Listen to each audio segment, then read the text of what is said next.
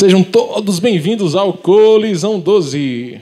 Abra a sua Bíblia no livro de João, capítulo 1, no versículo 12. Nós vamos entender essa resposta, entender a resposta dessa pergunta. Todos são filhos de Deus? Sim ou não? Na véspera do Dia dos Pais, nós precisamos responder essa pergunta. Uma pergunta que fala sobre a nossa paternidade. Posso ler? Quem estiver sem Bíblia, por acaso, quiser... Quem está do lado, compartilha com a pessoa que está sem, para que todos possam ler. E está aqui atrás, aliás, olha aí. Você não precisa mais compartilhar. Está aqui atrás. Assim diz a palavra de Deus.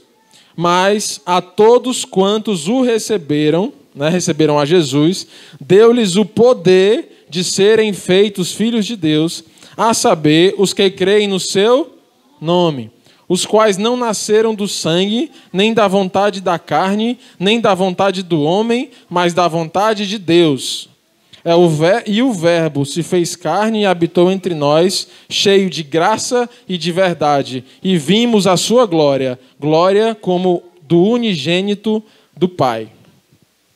Então, meus irmãos, gente, jovens, nem todo mundo é filho de Deus. A Bíblia diz aqui nesse texto que são filhos de Deus aqueles que recebem Jesus no seu coração. Mas nem sempre foi assim. Então quem disse assim, todos são filhos de Deus, você estava certo no dia da criação do homem. Então cerca de 6, você está errado só por uma questão de tempo, de 6.000 anos, 7.000 anos, quase. Mas segundo o senso comum, quem já ouviu essa frase? Eu também sou filho de Deus. Eu mereço tirar férias, porque eu também sou filho de Deus. Eu vou tomar esse copo de Coca-Cola, porque eu também sou filho de Deus. E todo mundo diz, eu também sou filho de Deus. E por isso se acha merecedor de tudo. Esse é o senso comum, que todos são filhos de Deus. No entanto, a Bíblia diz que nem todos são filhos de Deus. Por isso, a gente entregou para você, na sua mão hoje, um envelope que fala sobre o seu teste de paternidade. O teste de paternidade espiritual. Primeiro, a gente precisa voltar um pouquinho no tempo, lá na criação do homem. Deus criou todo homem e toda mulher para ser filho e filha de Deus. Deus criou o homem e a mulher para a sua intimidade, para a paternidade, para andarem juntos. Deus criou o homem e a mulher para estarem intimamente ligados todo dia como pai e filho. No entanto, houve uma artimanha do inimigo, uma fraqueza do coração do homem, e por isso entrou o pecado. E o pecado é tudo aquilo que te afasta de Deus. Uma das grandes perguntas que a gente responde no meio, nesse ministério de jovens é: isso é pecado? Tatuagem é pecado? Beber é pecado? Ir para a festa é pecado? Usar roupa curta é pecado? E a grande resposta está aqui para todas essas perguntas. Tudo o que te afasta de Deus é pecado. Tudo o que te afasta do plano de Deus, do propósito de Deus, do sonho de Deus para a tua vida, é pecado. Então, todos eram filhos, mas o pecado quebrou essa filiação. E nem todos mais conseguiram ter acesso ao Pai e ficaram distantes. E aí, depois do pecado, a gente começa a ler na Bíblia várias situações de crises, como irmão matando irmão. Caim matou Abel depois do pecado. O homem desejou, a Bíblia diz que nos dias de Noé havia coisas terríveis na terra. Terríveis, coisas abomináveis. Depois do pecado. Depois do pecado, o homem tentou criar a Torre de Babel para ser maior do que Deus, para chegar aos céus e governar sobre todas as coisas. Depois do pecado, grandes desgraças aconteceram. E aí, a gente vê no livro de João, mais para frente um pouquinho, Jesus se referindo como o único Filho de Deus. João 3,16, porque Deus amou o mundo de tal maneira que deu seu Filho único, unigênito ou único. Então todos eram filhos de Deus, mas a desgraça estava tão grande que Deus só passou a ter um filho, chamado Jesus. E através desse único filho, a paternidade de todo ser humano que crê nele foi restaurada. Foi restaurada. E é por isso que nós estamos aqui.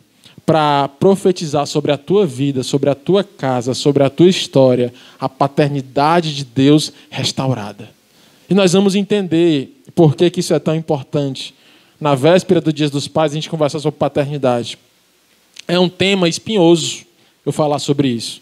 Porque ao longo dos anos, a paternidade ela vem sendo destruída. A paternidade ela vem sendo destruída na nossa sociedade ocidental. De um modo geral, a figura do pai vem sendo alvejada e destruída, de forma que as pessoas, ao invés de olhar para o seu pai e ver nele uma referência, ver nele alguém que vai ensinar algo positivo, começam a enxergar no pai um motivo de rejeição, um motivo de nojo, um motivo de angústia, alguém em quem você não deve se espelhar. Está acontecendo. O desgaste da paternidade. O inimigo veio para roubar, matar e destruir. E um dos grandes alvos do inimigo, através do pecado, é destruir, desconstruir a paternidade de Deus nas nossas vidas. A paternidade de Deus. Tem uma ministra de louvor muito conhecida chamada Ana Paula Valadão. Todos já ouviram falar dela, não já? No Ministério Diante do Trono. Agora estão lá nos Estados Unidos. E ela foi uma menina, a filha mais velha de 3 irmãos, criada sempre na igreja. Desde pequenininha, obediente, bem direitinha, ficou adolescente, começou a cantar, sempre obediente ao seu pai, até que ela se apaixonou. E ela conta esse testemunho, eu já ouvi esse testemunho dela. Ela se apaixonou por um rapaz meio errado. Um rapaz que não estava bem intencionado. E ele se apaixonou por ela se apaixonou por ele, e ele tentava levá-la ao pecado. E não conseguia, porque ela era uma menina bem criada, uma menina que se vestia bem, uma menina que obedecia aos seus pais. E ela conta que a maneira que ele encontrou para trazer para as coisas do mundo foi destruir os valores da paternidade, dizer: o teu pai é muito rigoroso. Tu acha que o teu pai está te ensinando é certo mesmo? Será que o teu pai não está errado esse tempo todo? Será que ele não está exagerando? Será que o teu pai não está querendo te privar da liberdade? Será que quando teu pai tinha a tua idade, ele não fazia as coisas erradas? E aqueles questionamentos sobre o pai dela começou a afastar o coração dela do coração do seu pai. E ela começou a ter atitudes mundanas. Ela começou a desejar vestir-se como uma pessoa do mundo. Ela começou a desejar se comportar como uma pessoa que não era cristã. A destruição da paternidade. Quem é da década de 80, lembra do filme chamado Lua de Cristal? Não? Quem nunca viu Sérgio Malandro em cima de um cavalo branco, indo buscar a Xuxa no final do filme? E aí, pela primeira vez, a Xuxa, hoje em dia não, mas no tempo em que virava o disco da Xuxa ao contrário, na radiola. No tempo em que eu ia para o centro comprar agulha para tocar um LP. A Xuxa era um sucesso nacional. E aí, eu sou do mesmo ano que você, garoto. Nós somos exatamente do mesmo ano. Cuidado. E ela lançou uma música nacional que dizia: Lua de cristal, que me faz sonhar, faz de mim uma estrela que eu já sei brilhar. E no meio da música ela se refere a Deus como: tudo que eu quiser, o cara lá de cima vai me dar. E depois dessa música, muitas coisas na mídia, muitas músicas, muitas canções, muitas novelas começaram a tratar Deus como um cara. O cara lá de cima, o homem lá de cima, a luz, a energia, aquele que está lá no céu, aquele cara, chamando Deus de cara, desconstruindo a paternidade. Hoje é uma linha da psicologia, hoje não há muito tempo, que diz que o pai não deve mais ser pai, mas deve ser um amigo. Não seja pai, seja amigo do seu filho. Trazendo uma meia-verdade. Por que você tem que escolher ser pai ou ser amigo se você pode ser um pai amigo? Se você pode ser um pai próximo? Se você pode ser amigo sem perder a autoridade de pai? Vocês entendem que a paternidade vem sendo desconstruída? Vocês concordam comigo? Há cerca de 4 anos atrás foi lançada a Bíblia Feminista. E essa Bíblia Feminista, ela tira todas as características masculinas de Deus. Ele tira o nome de Deus como pai e coloca em Deus o nome de uma deusa grega e começa a se referir a Deus no substantivo feminino, para dizer que Deus não é homem, que Deus pode ser uma mulher. A desconstrução da paternidade. Você percebe que os homens, eles são vinculados a certos pecados? A figura masculina. E isso envolve pai. Tipo, você está aqui na rua, 10 horas da noite. Vem 2 homens numa moto. O que é que você faz? Corre. Agora, você está aqui na rua, mesma hora, e vem 2 mulheres numa moto. Não.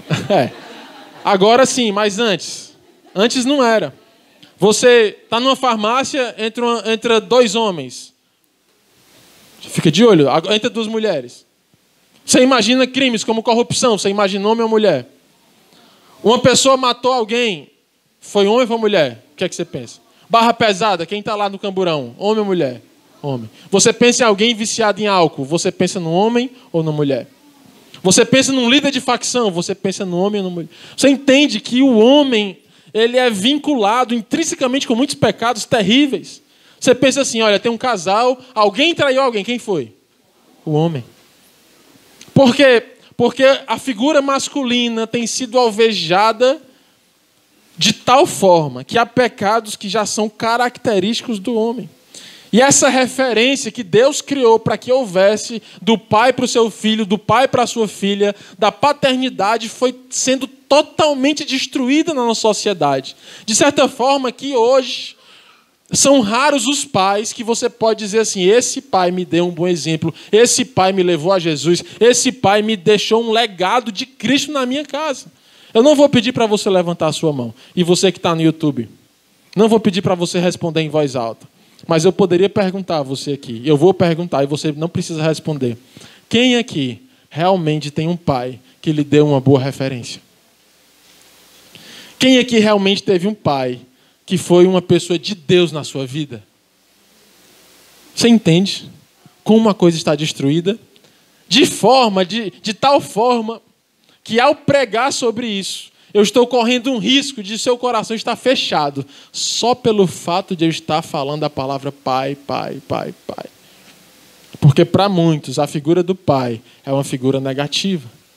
Porque quando o pai saía de casa, quando o pai abandonava a família, quando o pai traía a mãe, quando o pai chegava embriagado, na tua mente foi sendo criada uma rejeição à figura do pai. Aí de repente você encontra Jesus, você chega na igreja e é te apresentado um Deus que é pai.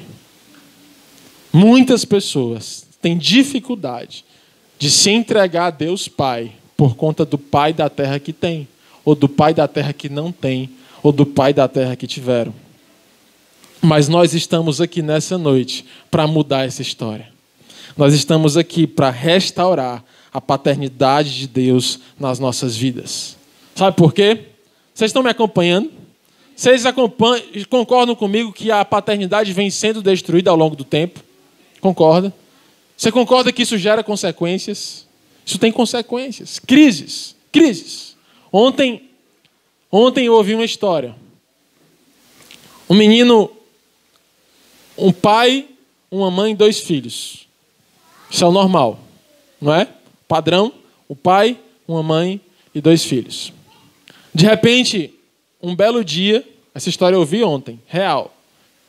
Um pai sai de casa, troca a sua mulher e seus filhos por outra família e vai embora. E fica morando na mesma casa. A mãe, os 2 filhos e 2 tios. Mãe, 2 filhos e 2 tios. De repente, o menino nota que a mãe entrou no banheiro e está demorando a sair. Demora a sair. O menino vai pelo quintal da casa, sobe na janela do banheiro e vai chamar a avó, diz, vó, minha mãe está dormindo. Quando a avó abre a porta, a mãe havia se suicidado. O menino viu isso. Esse menino. A avó, mãe da mãe, começa a morar com essas crianças. E agora ela tem que trabalhar para ela, e trabalhar para sustentar os 2 meninos e os 2 filhos, os tios dos meninos. Quando ela sai para trabalhar, um dos tios violenta o sobrinho. Eu ouvi essa história ontem. Colocando pressão no menino para não contar para ninguém, o outro tio vai e violenta o outro menino. De forma que doenças contagiosas foram passadas para as crianças.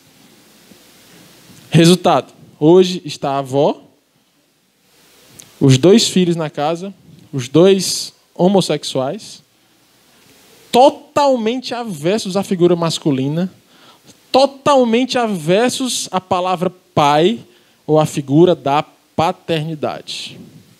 Eu estou contando essa história para vocês, para que a gente saiba que a coisa é real, que está perto de nós.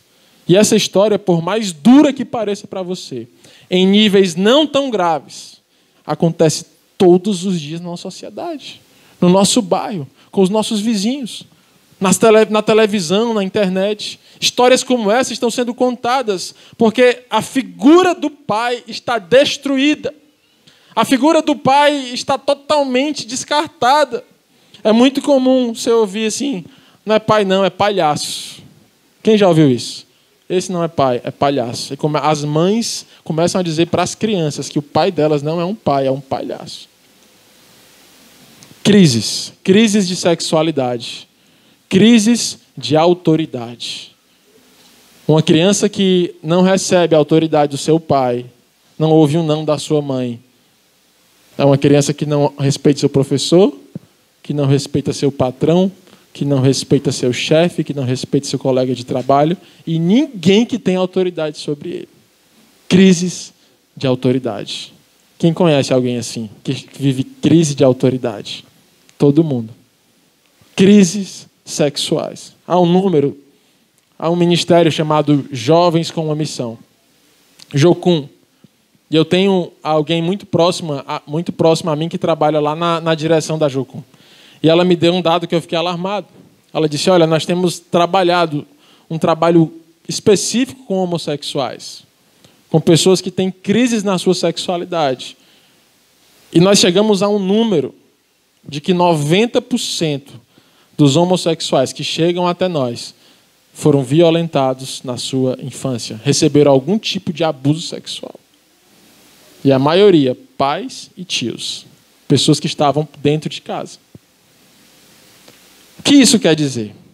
Que a crise está grande, que as famílias estão sendo destruídas e que hoje nós vivemos numa geração de filhos feridos.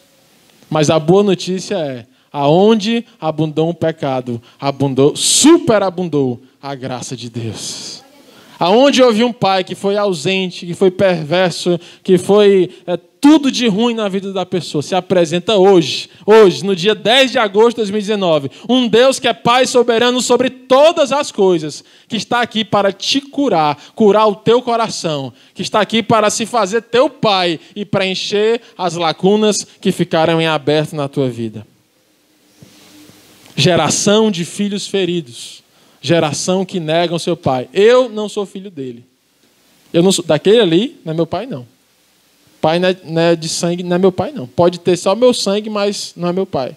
Negam seu pai. Negando seu pai, alguns também negam a Deus e não são filhos de Deus. Porque nós entendemos pela Bíblia que nem todos são filhos de Deus. Aí eu pergunto a vocês, são filhos de quem? Você é filho de quem? Não é filho do pai, não é filho de Deus, é filho de quem? Filhos de si mesmos. São o próprio pai. Quem manda em mim sou eu. Quem manda no meu nariz sou eu. Eu não aceito ordem de ninguém. Eu não gosto de ser mandado. Eu não gosto de ouvir não. A geração de filhos de si mesmos. Sabe qual é o outro pai que tem tido muitos filhos no dia de hoje? O medo. Uma geração dos filhos do medo.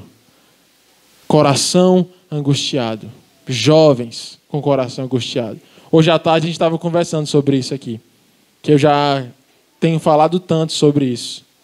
Mas é pura verdade. Nós vivemos numa cidade, na segunda cidade do Brasil, em número de suicídio de jovens. Suicídio de jovens. Quase toda semana, algum jovem se joga de um prédio em Fortaleza. Prédios ricos, em bairros nobres, shoppings famosos, tentativas de suicídio. Há grupos de ajuda, né? Agora nós estamos entrando quase no Setembro Amarelo, que trata justamente sobre a prevenção do suicídio. E você sabe que esses grupos têm uma fila de espera tão grande que não há mais vaga para jovens em perigo de suicídio se vincularem a esses grupos. Estão superlotados. Os consultórios de psiquiatria, psicologia, com vaga para 2, 3 meses. E muito dessa crise é pela falta da paternidade de Deus no coração desses jovens. A paternidade de Deus. Porque quando falta a paternidade de Deus, consequências terríveis acontecem nos corações. Porque a pessoa que não é filho de Deus, que não tem em Deus o seu pai, começa a ser pai de si mesmo. Começa a ser filho do medo. Começa a ser filho do mundo. Agir como o mundo quer. Dançar a música que o mundo canta. A coreografia que desvaloriza o seu corpo. Destruindo o seu próprio corpo. Se viciando em drogas, em álcool. Se destruindo, morrendo tão jovem. Destruindo o seu próprio corpo. A situação é grave. Vocês concordam comigo? Mas nós estamos aqui, e eu estou aqui para te dizer que há esperança. Em Cristo há esperança.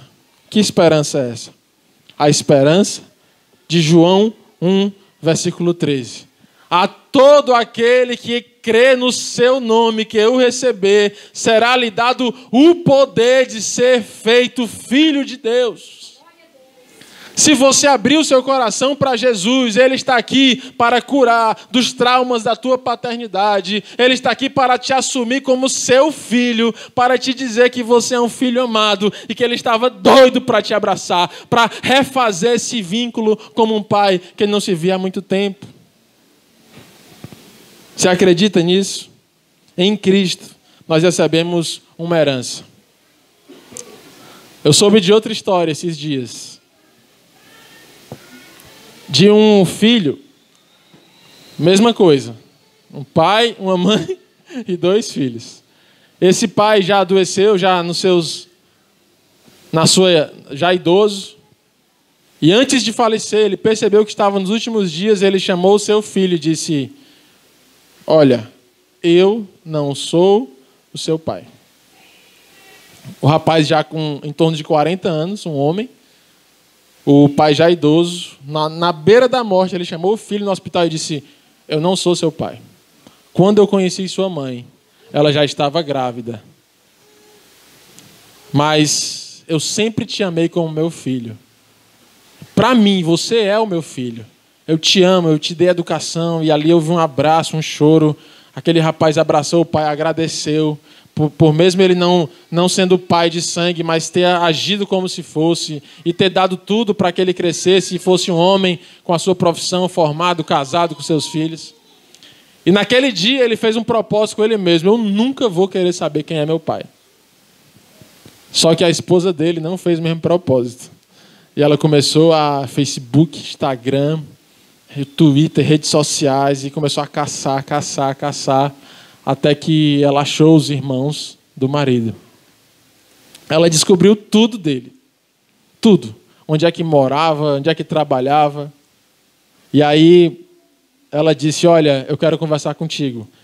Eu sei quem é tua família. Eu sei quem é teu pai. Aí ele disse não.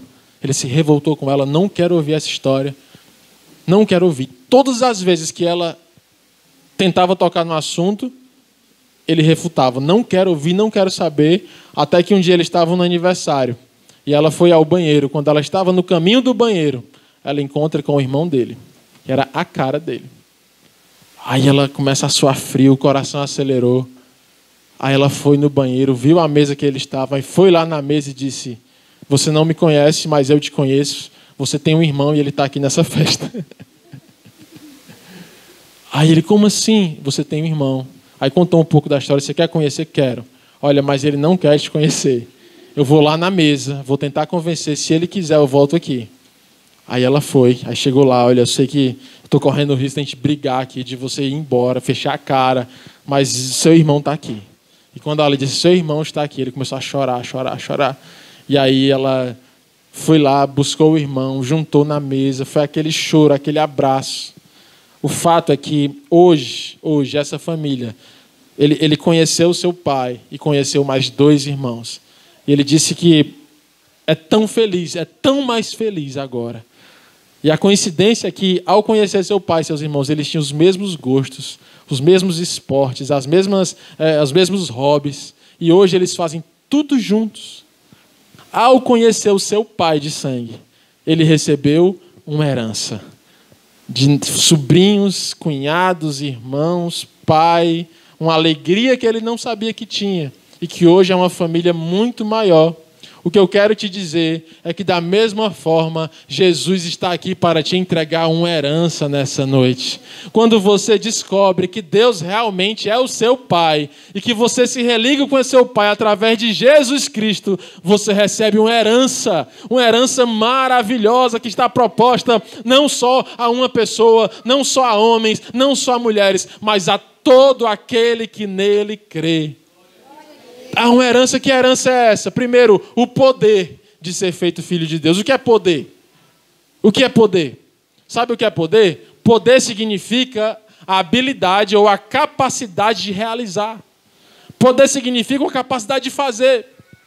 Nós vivemos num tempo em que as pessoas não fazem mais as coisas. Elas simplesmente sonham, mas não executam. Eu já falei isso na pregação, mas há muitos visitantes hoje, eu vou falar de novo. O diretor do Cine Ceará, sabe o que é o Cine? Aquele instituto lá que você vai procurar emprego, né? Ele escreveu um livro sobre a geração atual, dizendo a geração nem. Você sabe o que é a geração nem? É o pessoal que estuda para o Enem, é? Não. É o pessoal que é tão bonitinho que parece um neném. Ô neném, não. É a geração que nem trabalha e nem estuda. Uma geração nem.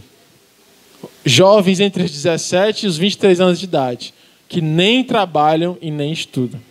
Ou seja, as pessoas têm perdido a capacidade de realizar.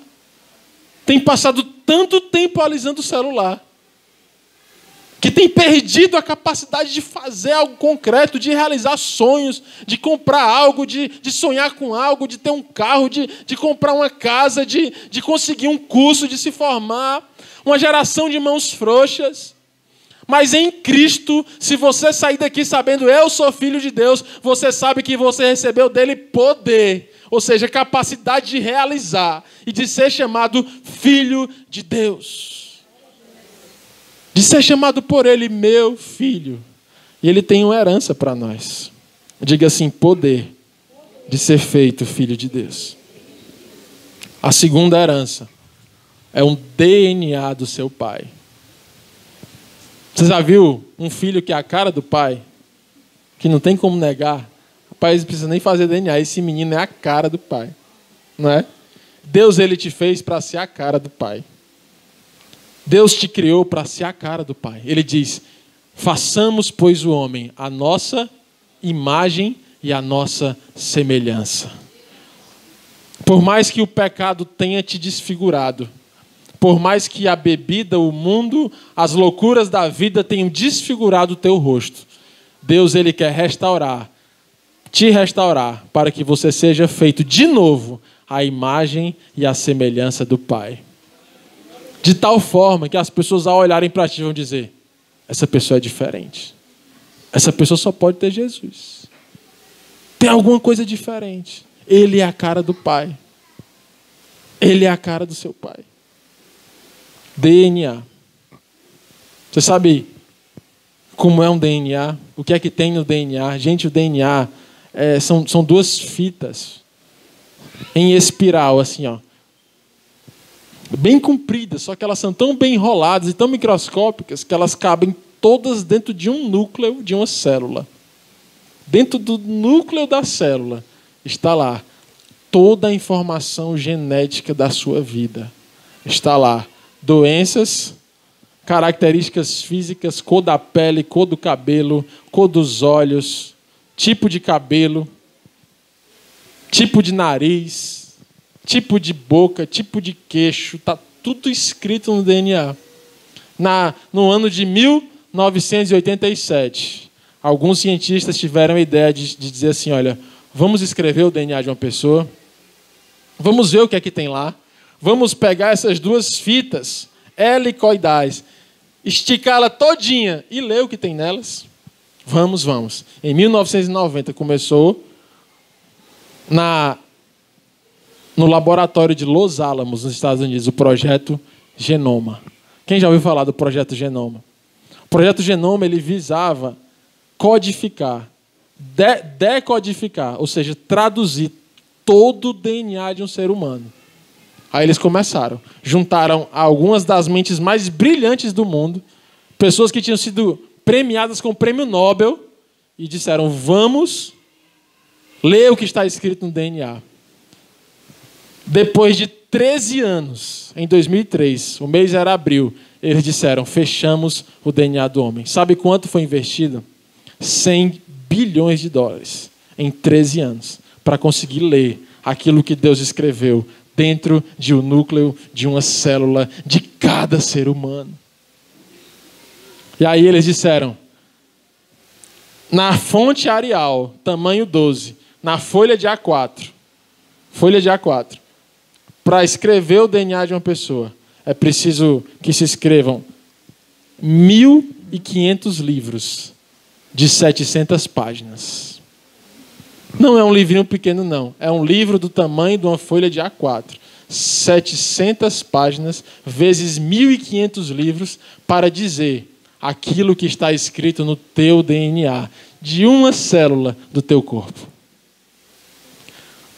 Todo homem, toda mulher, nasce com um DNA espiritual. Assim como tem o DNA físico, o DNA material que determina as tuas características físicas, a cor do teu olho, a cor da tua pele, o teu jeito, o tamanho do teu queixo, o tamanho da tua mão, as doenças que você pode ter, se vai ter cabelo branco, se não vai, se vai ser careca, se vai ser cabeludo, se tal fase da vida vai ficar careca, se não vai, se o pé é grande, se o pé é pequeno, tudo. Existe também um DNA espiritual. Todo ser humano ele nasce com potencial de Deus dentro de si. Está escrito. Está escrito aonde? Está escrito aqui na Bíblia. Aquilo que Deus sonhou para ti. Aquilo que Deus imaginou que você fosse. Para que esse DNA? O DNA se expressa para curar os filhos feridos. Quando você diz assim, eu creio em Cristo. A Bíblia diz que você crê na obra da cruz de Cristo e que você recebe pelo preço do sangue de Jesus a tua salvação. Ou seja, você recebe o DNA espiritual de Jesus. E agora, se você está em Cristo, as coisas velhas ficaram para trás. E eis que tudo se fez novo em Cristo Jesus, 2 Coríntios 5,17.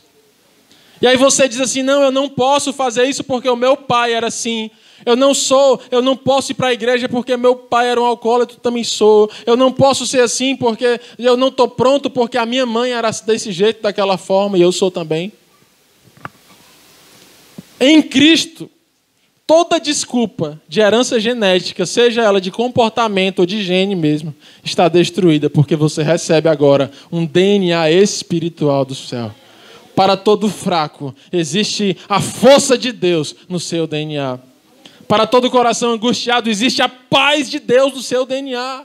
Você só precisa deixar esse DNA se expressar. Você só precisa deixar esse DNA crescer. Você só precisa deixar esse DNA reproduzir aquilo que está escrito nele. Porque já está escrito, você tem uma porção de Deus dentro de você. Deixa aflorar o Espírito Santo dentro de você. O Senhor te fez com um propósito, com uma missão. O Senhor te fez com uma razão. O Senhor te fez para ser teu filho, para você ter em Deus o seu Pai. O Senhor te fez para curar as tuas feridas. O Senhor está aqui nesse lugar para curar as feridas da paternidade, para restaurar o teu conceito de pai, para te colocar dentro de ti a expressão desse DNA. Para que você seja livre. para que você seja feito uma nova criatura em Cristo Jesus, para que aquilo que te feria agora seja a tua cura. E aonde chega o DNA de Cristo, as lacunas vão sendo preenchidas. E aquela geração, sabe aquela geração de pais alcoólatras, de pais violentos, de pais ausentes, começa a se achar na paternidade do Pai do céu. Começa a ser curado, começa a ser restaurado, começa a ser uma nova geração de pais. Agora, quando você tiver seu filho, viu, jovem? Quem não tem filho ainda aqui?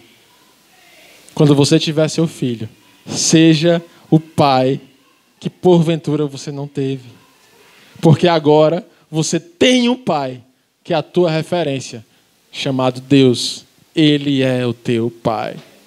Nesse Dia dos Pais de 2019, você está sendo desafiado a viver uma nova história, a deixar esse projeto genoma espiritual se expressar dentro de ti e produzir as proteínas que você precisa. Você sabe, a função do DNA é produzir proteínas. As proteínas é tudo que nós somos. Nosso cabelo é proteína, nossa pele é proteína, e esse DNA ele vai fabricando. Olha, a Camila tem um cabelo preto, castanho escuro, então ela sempre vai ter esse cabelo. O DNA dela produz a proteína certa, no momento certo, na hora exata que ela precisa. Você sabe que a cada 10 meses, todos os seus ossos são trocados? Todos os seus ossos. Uma criancinha dessa como a Ayla, a cada 4 meses, todos os ossos dela são trocados. A cada 8 a 10 meses, os meus ossos, todos são trocados. E por que a cada 10 meses eu não fico baixinho, depois grandinho, depois pequeno, depois grande, depois alto? Porque existe um DNA que regula cada movimento do meu corpo. Aí eu te pergunto, o quanto você vai crescer? O quanto você vai crescer? Hein? O quanto você vai crescer? Havia um ditado em Israel que Jesus bateu de frente com esse ditado. Havia um ditado em Israel que dizia assim, ó, os pais comem uvas verdes e se embotam os dentes dos filhos. O que é isso? O pai come a uva verde, mas o dente que fica sujo é o do filho? O que é isso? Um pecado de dentro de casa, trazido pelos pais, influencia os seus filhos. O pai que é alcoólatra tende a gerar um filho alcoólatra. Um pai que não respeita sua mãe, sua esposa, tende a gerar um filho que também não vai respeitar a sua esposa. Não é assim? Mas Jesus bateu de frente. Ele disse assim, os pais comem as uvas verdes e os dentes dos pais vão ficar embotados. Ou seja, ele disse, em mim, em Cristo, há uma nova esperança. Em Cristo há uma nova expectativa. Chega lá no nosso consultório, nos ambulatórios. Doutor, o meu filho não está crescendo. Ele é pequeno demais. Sabe o que é que se faz? Para determinar se um menino precisa ou não de tratamento para crescer, você pega a altura da mãe e coloca numa fórmula. Pega a altura do pai e coloca numa fórmula. Faz a média e diz, esse menino deve ter essa altura nessa idade. Existe uma tabela. Se ele estiver abaixo disso, ele precisa de tratamento para crescer. Pega-se um raio-x do punho da criança. A gente mede a cartilagem e diz, esse menino vai crescer tantos centímetros em tantos anos aproximadamente. Porque a medicina, para determinar o teu crescimento, ela baseia-se no teu pai e na tua mãe, da terra. Mas o Senhor, para determinar o teu crescimento, ele baseia-se nele mesmo. E ele diz, em mim as coisas velhas ficaram para trás e tudo se fez novo. Tudo que te limita acaba em Jesus. Tudo que te obstrui está terminado em Jesus Cristo. Porque ele veio para te dar vida e vida em abundância. Ele veio para libertar os cativos. Ele veio para dar vida aos homens. Ele veio para ressuscitar os mortos. Você é livre em Jesus. O teu crescimento não é mais determinado pelas atitudes dos teus pais. O teu crescimento não é mais determinado pelas atitudes das pessoas que foram referências na tua vida. O teu crescimento é determinado por Jesus Cristo e por Deus. Você pode entender isso nessa noite? Isso te dá um alívio numa geração sem pai, uma geração de homens terríveis, nós temos em Cristo a capacidade de ser livres, de crescer o quanto Deus quiser, de sermos de novo a imagem e a semelhança do Pai. João Batista, ele foi um grande homem de Deus. Quem aqui já ouviu falar de João Batista? A Bíblia diz que ele começou a anunciar o ministério de Cristo. Antes de Jesus se revelar como Filho de Deus, ele começou a anunciar o ministério de Cristo. E ele era uma pessoa totalmente diferente. Ele morava no deserto, ele se vestia com roupas estranhas, ele comia uma comida estranha. E ele começou a ganhar discípulos. Ele devia ser um homem muito carismático. Mesmo tão diferente, ele conseguia ter discípulos. E houve um dia em que ele estava preso e Jesus já estava em franco ministério. E os discípulos de João Batista foram conversar com Jesus. E a Bíblia relata esse encontro. E eles chegaram para Jesus e disseram: Jesus, tu és Jesus mesmo? Jesus, tu és Jesus? Ou a gente ainda precisa esperar Jesus? Ou seja, eles disseram: Jesus, tu és mesmo o Cristo, profetizado por Isaías. Jesus, tu és mesmo o Cristo, profetizado por Daniel. Tu és mesmo o Cristo dos profetas? Ou nós ainda devemos aguardar a revelação do Cristo? Se você fosse o Filho de Deus, o que é que você diria? Dizia: ha, eu sou o Filho de Deus. Enxergue. Ele disse assim, olha, Jesus olhou para aqueles homens e disse assim: os cegos enxergam, os surdos ouvem, os leprosos são purificados, os mortos estão ressuscitando, e até aos pobres é pregado o reino de Deus. Sabe o que é que isso significa? Jesus olha para ti hoje e diz assim: se você deixar eu ser seu pai, se você me deixar te levar de volta ao Deus Pai, se você está cego, você vai enxergar. Se você está surdo, você vai ouvir. Se você está leproso, insensível, você vai ser purificado. Se você estiver até morto, você vai sair daqui ressuscitado. E se teu coração está bem pobrezinho, você vai receber hoje da porção do reino de Deus sobre a tua vida. Esse é Jesus que te reconcilia com o teu Pai nessa noite. Ele está aqui para te dizer assim, ó, não importa a referência de pai que você teve na terra, Deus é o Pai perfeito que se apresenta para ti nessa noite. Não importa o tamanho da crise do teu coração, Ele está aqui para te curar em nome de Jesus.